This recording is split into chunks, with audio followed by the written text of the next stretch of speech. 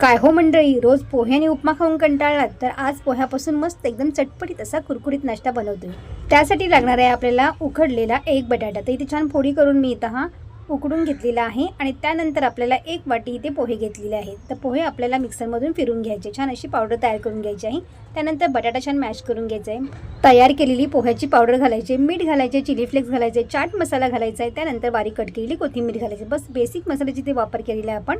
आणि त्यानंतर सगळं मिक्स करून आपल्याला हे मळून घ्यायचं आहे। मिश्रण जास्त कोरडं लागत असेल तर 2-3 चमचे पाणी घातलं तरी चालेल। आणि त्यानंतर हाताला थोडंसं तेल लावून आपल्याला टिक्क्याचा आकार देऊन घ्यायचा आहे। तुम्ही याच्यामध्ये फ्रेंच फ्राईज सुद्धा बनवू शकता, तुम्ही ह्याला कोणताही आकार देऊ शकता। त्यानंतर इथे मी तेल गरम करून घेतलेलं आहे। तेल छान गरम झाल्यावर ते आपल्याला ह्या टिक्क्या याच्यामध्ये सोडून घ्यायचे आहे। छान असे क्रिस्पी होईपर्यंत या टिक्क्या आपल्याला फ्राय करून घ्यायच्या आहेत। वरून छान अशा क्रिस्पी आणि आतून मस्त एकदम सॉफ्ट आणि मऊ राहतात। तुम्ही सुद्धा नक्की ट्राय करून बघा। आणि अशा पद्धतीने आपल्या गरमागरम नाश्ता खाण्यासाठी तयार झाली आहे। खाण्यासाठी हा नाश्ता खूप जास्त टेस्टी लागतो, नक्की ट्राय करून बघा।